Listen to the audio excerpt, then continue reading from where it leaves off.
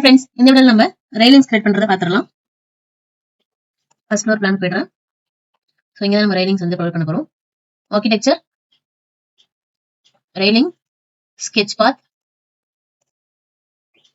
So இந்த இடத்துல நம்ம ரெயிலிங்கோட டைப்பை சூஸ் பண்ணிக்கலாம்.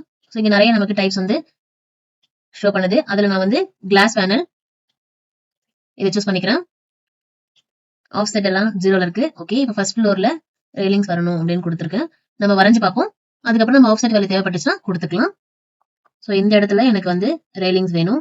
ஸோ நான் ஜஸ்ட் இப்படி வரைஞ்சிட்டு எஸ்கேப் கொடுத்துட்டு கிளிக் பண்ணி பார்க்குறேன். இப்போ 3Dல கொடுத்தீங்க அப்படின்னா ஸோ இந்த ரெயிலிங்ஸ் வந்து கரெக்டாக வந்திருக்கு. ஆனால் பிளேஸ் ஆயிருக்கிறது வந்து ரொம்ப டவுன்ல இருக்கு.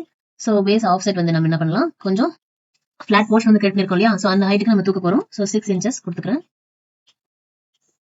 ஸோ இப்போ அது மேலே போயிடுச்சு. இந்த இடத்துல நம்ம அதே மாதிரி ரெயிலிங்ஸ் கொடுத்துடலாம். First floor, architecture, railing, sketch எடுத்துட்டு இதே மாதிரி இதுல சென்டர் போர்ஷன் நான் கொடுத்துடுறேன். எஸ்கேப் கொடுத்துட்டு ஓகே கொடுத்துறேன். தனித்தனியாக தான் நம்ம கிரியேட் பண்ண முடியும். ஸோ ஆர்கிடெக்சர், ரெயிலிங், நடுவில் இப்போ இந்த காலம் இல்லைன்னா நம்ம ஸ்ட்ரைட்டா ஒரே ரெயிலிங்கா கொடுத்துருக்கலாம். ஸோ காலம் இருக்கிறதுனால நான் தனித்தனியாக கொடுக்குறேன். ஓகே